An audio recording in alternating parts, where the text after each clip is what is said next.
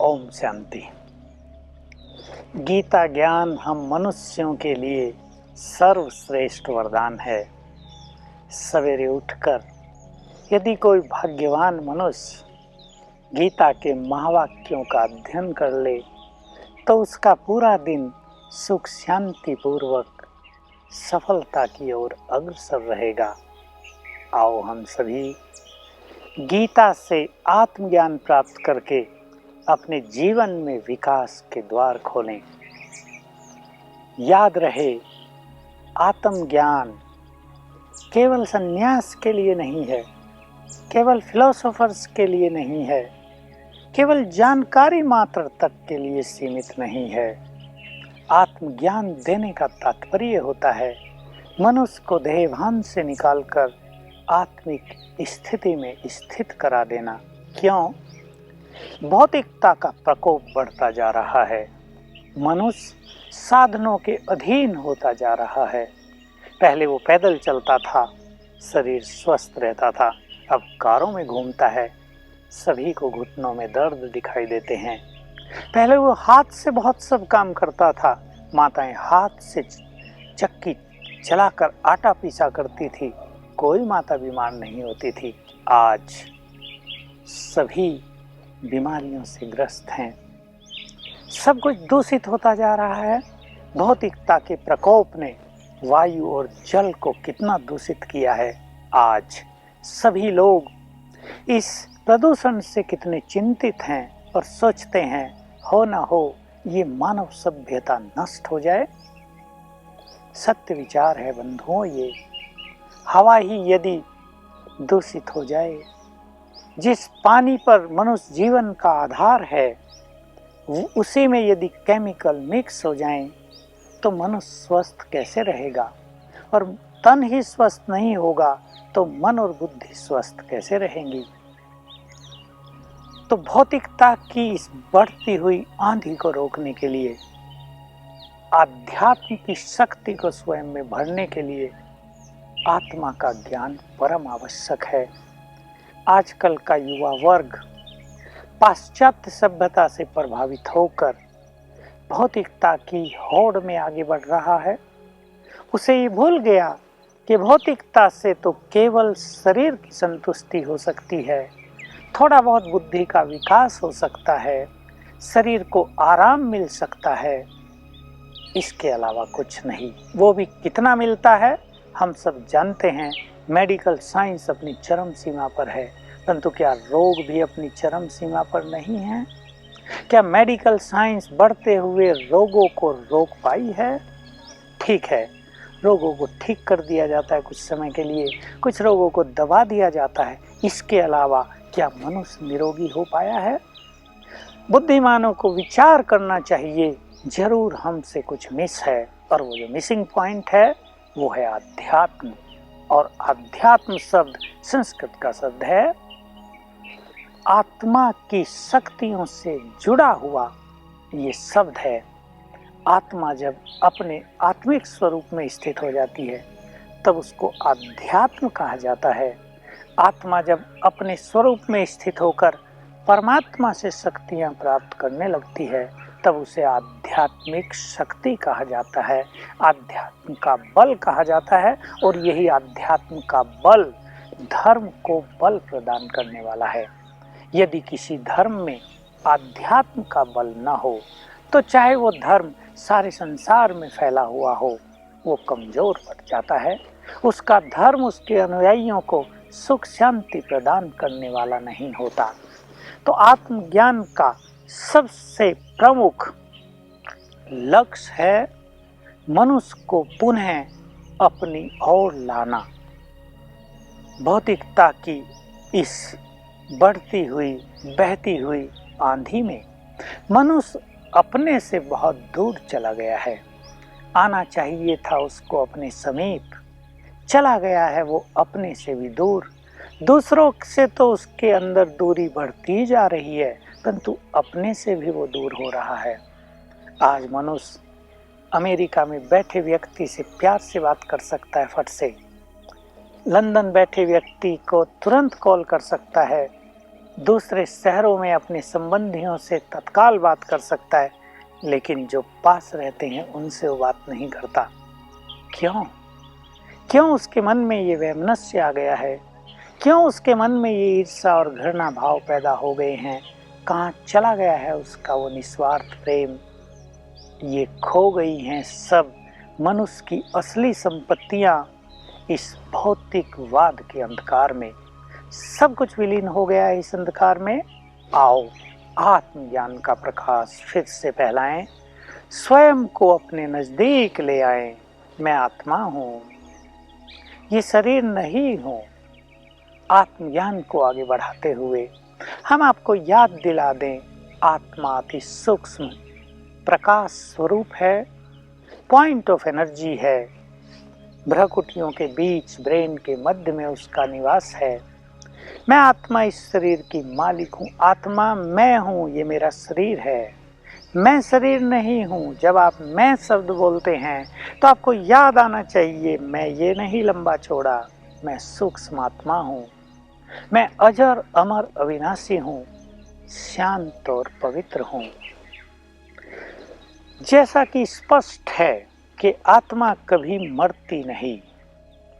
आत्मा एक शरीर छोड़कर दूसरा लेती है, परंतु आज इस संसार में मनुष्य को सबसे अधिक शोक और दुख होता है अपने किसी प्रियजन की मृत्यु पर। कईयों का जीवन तो दुखों का भंडार बन गया है। अनेक माताओं के यंग बच्चे मृत्यु को प्राप्त हो गए। अनेक बहनों के भाई युवा काल में देह त्याग कर गए। अनेक माँ बाप अपने बच्चों को अनाथ छोड़कर चल बसे। किसी की एक्सीडेंट से मृत्यु हो गई, कोई प्राकृतिक प्रकोप का शिकार हो गए। मृत्यु के तांडव नृत्य ने मनुष्य को बहुत अशांत किया है। लेकिन आत्मज्ञान मनुष्य के अंदर साक्षी भाव लाता है। जब मनुष्य को आत्मज्ञान हो जाता है तो उसे पता चल जाता है आत्मा तो न मरती न जन्मती, ये तो पुनर्जन्म का खेल है। शरीर ले रही है आत्मा, उसे हम जन्म कहते हैं। शरीर छोड़ देती है आत्मा, उसे हम मृत्यु कहते हैं। जन्म और मृत्यु के संबंध में एक बात बहुत अच्छी तरह से सभी को ज्ञात रहे कि ये कर्मों के खेल पर आधारित हैं। किसका जन्म कहाँ होगा, किस घर में होगा, कैसा किसको शरीर मिलेगा, कैसा ब्रेन मिलेगा, कैसा वातावरण मिलेगा, कैसी एजुकेशन मिलेगी, ये सब मनुष्य के पूर्व जन्म में किए गए कर्म ही निर्धारित करते हैं। इसको भगवान निर्धारित नहीं करता। कोई कहे भगवान ने इसको ये दिया, ऐसा सोचना गलत है। अपने कर्म ही हर मनुष्य के लिए जिम्मेदार हैं। किस आत्मा ने कहाँ जन्म लिया, किसके घर में जन्म लिया, कब लिया, क्यों लिया। गर्भ में आत्मा को अनेक तरह का कष्ट होता है। उन कष्टों का कारण भी मनुष्य के द्वारा किए गए पाप कर्म हैं। यदि मनुष्य अपने को सुख ही चाहता है, यदि गर्भ में भी वो शांति से वो गर्भ का समय व्यतीत करना चाहता है, तो उसे अच्छे कर्म करने चाहिए। मृत्यु के बारे में भी यही सत्य सबको मालूम हो कि किसकी मृत्यु कहाँ होगी।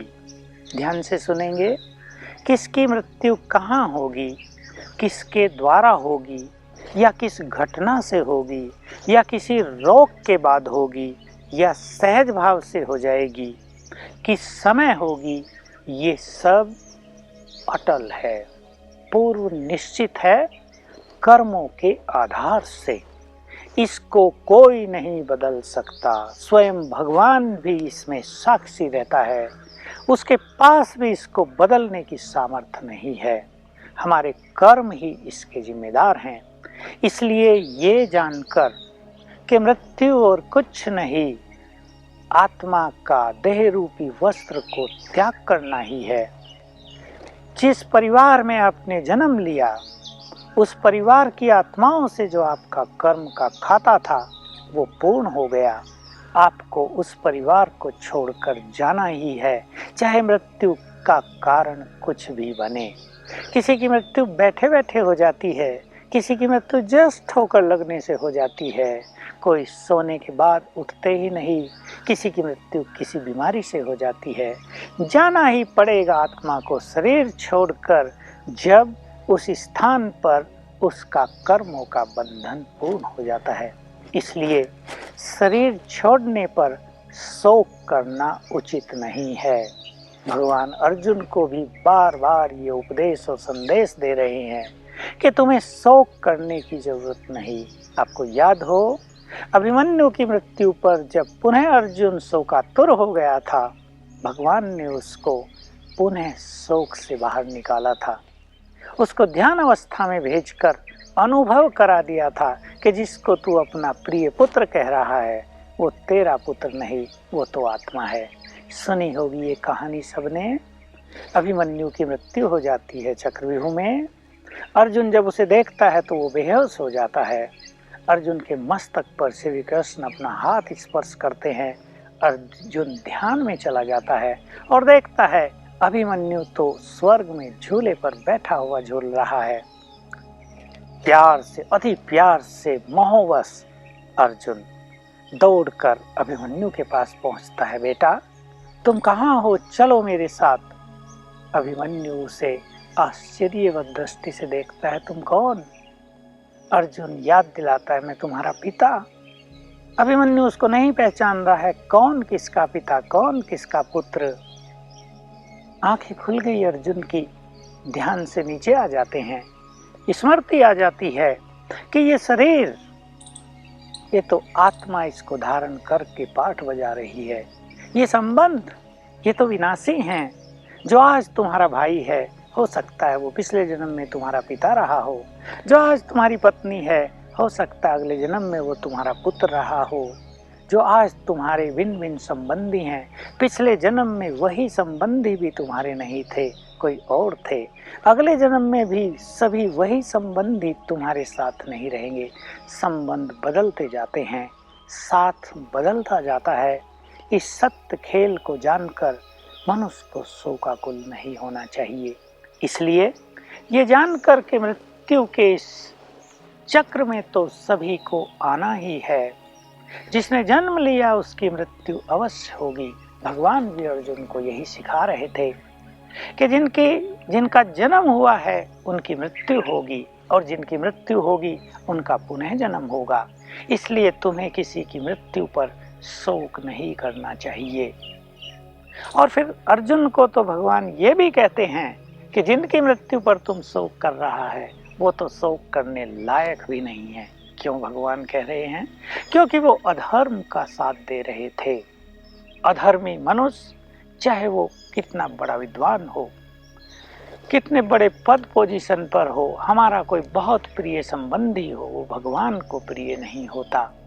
इसलिए हम अपने मन में ये धारणा बना लें कि किसी की भी मृत्यु पर हमें शोक नहीं करना है। हमारे शोक करने के बाद भी मृत्यु तो निश्चित है, अटल है। एक सत्य रहस्य और हमें जानना चाहिए। यदि हम किसी की मृत्यु पर बहुत दुखी रहते हैं तो हमारे दुख के वाइब्रेशंस उस आत्मा को वहीं दुखी करते हैं जहां वो होती है। क्योंकि आत्मा आजकल शरीर छोड़कर तत्काल पुनर्जन्म नहीं ले लेती। आज सभी मनुष्यों के पाप बहुत बढ़े हुए हैं। यदि कोई पुण्य आत्मा ही होगी, यदि किसी ने स्वयं को शरीर से पूरी तरह निर्मोही बना लिया होगा, डिटैच कर लिया होगा, उसका पुनर्जन्म तो तत्काल हो जाएगा। वो तो एक शरीर छोड़कर एक सेकंड में दूसरे शरीर में प्रवेश कर लेगी। लेकिन जिसको शरीर से मोह है, जिसको संबंधियों से मोह है, जो आत्मा इस शरीर से डिटैच नहीं है, वो आत्मा तो सूक्ष्म शरीर में वहीं आसपास घूमती रहेगी। जब तक शरीर को जला नहीं दिया जाता वो वहीं भ्रमण करेगी। जब तक उसके मित्र संबंधी उसके मोह में रोते चिल्लाते रहेंगे, मानो वो उसको पकड़े रखेंगे, उसको जाने नहीं देंगे, और ये अच्छा नहीं होगा। यदि आपका जाने वाली आत्मा से बहुत प्यार है तो आपको चाहिए उसको सुख और शांति प्रदान करें, अपने अच्छे वाइब्रेशन से, और ये तभी होगा जब आपका चित्त शांत रहेगा। इसलिए अपने प्यार की प्रतीति कराएं अपने उस संबंधी को जो देह छोड़कर आत्मा चली गई है। अपने शांत चित्त से अपने मन को शांत कर दें। ये सोच लें कि उस आत्मा से हमारा इतना ही कर्मों का संबंध था, ये संबंध, ये बंधन पूर्ण हो गया, आत्मा को जाना ही था, इसलिए वो आत्मा जहाँ भी गई हो वहीं सुखी रहे। भारत में इसीलिए पिंडदान किया जाता था, मातृ श्राद्ध, पितृ श्राद्ध किया जाता था। आजकल ये रस्में बहुत कम रह गई हैं। विज्ञान की बढ़ती हुई इस उन्नति के कारण मनुष्य तार्किक अधिक हो गया है, वो सत्य चीज़ों से बहुत दूर चला गया है। ये सब भी इसीलिए किए जाते थे कि उस आत्मा को फाइनली शांति प्राप्त हो जाए, उसका नाता यहाँ वालों से पूरी तरह टूट जाए और वो पुनर्जन्म ले ले। जहाँ भी वो आत्मा जाए वहाँ सुखी रहे, शांत रहे और किसी भी तरह के कष्ट से उसको गुजरना ना पड़े। खैर, ये बात तो भक्ति से जुड़ी हुई हैं, कोई इनको मानता है कोई नहीं मानता, परंतु इनके पीछे भी है एक सच्चा विज्ञान, एक बहुत सुंदर तर्क। ये कोई अंधश्रद्धा ही नहीं है। मैं आपको दूसरा रहस्य भी बता दूं। जिस मनुष्य ने स्वयं को आत्मिक स्वरूप में स्थित किया होगा, जिसने बार बार ये अभ्यास किया होगा कि मैं आत्मा इस शरीर से अलग हूँ, मैंने इस शरीर में प्रवेश किया है, जो जीते जी इस शरीर से डिटैच होकर रहे होंगे उन्हें देह त्यागने में कष्ट नहीं होगा। वो एक सेकंड में देह का त्याग कर देंगे, बिना किसी कष्ट के, बिना किसी दुख के, बल्कि हम यूं कह सकते हैं वो स्वेच्छा से देह का विसर्जन करेंगे। क्योंकि देह त्यागने में अनेकों को कष्ट होते हुए आपने भी देखा होगा। कई लोग हॉस्पिटल्स में लंबा समय तक अंतिम यात्रा करते हैं, मृत्यु का इंतजार करते हैं। कई लोगों को भिन्न भिन्न शारीरिक और मानसिक पीड़ाओं से, यातनाओं से गुजरना पड़ता है। लोग ये भी सोचते हैं धर्मराज की सजाएं मिलती हैं। सजाएं चाहे कोई भी दे, हर मनुष्य को उसके कर्म का फल तो मिलना ही है। मृत्यु का समय ऐसा समय होता है जब मनुष्य को अनेक तरह की पीड़ाएं होती हैं। यदि हम इन पीड़ाओं से बचना चाहते हों तो हम स्वयं को आत्मा समझ लें, बार बार अभ्यास किया करें, रोज सवेरे उठकर स्वयं को याद दिलाया करें, सोते समय याद किया करें, काम करते समय बीच बीच में याद किया करें, मैं एक चेतन आत्मा हूँ, मैं शरीर नहीं हूँ, मैंने ये शरीर धारण किया है, मुझे ये वस्त्र छोड़ना ही है, केवल पार्ट प्ले करने के लिए ये वस्त्र मैंने पहना हुआ है, मैं शांत हूँ, पवित्र हूँ। आओ इस तरह के अभ्यास से हम अपने वर्तमान को भी श्रेष्ठ बनाएं और भविष्य को भी श्रेष्ठ कर लें। ओम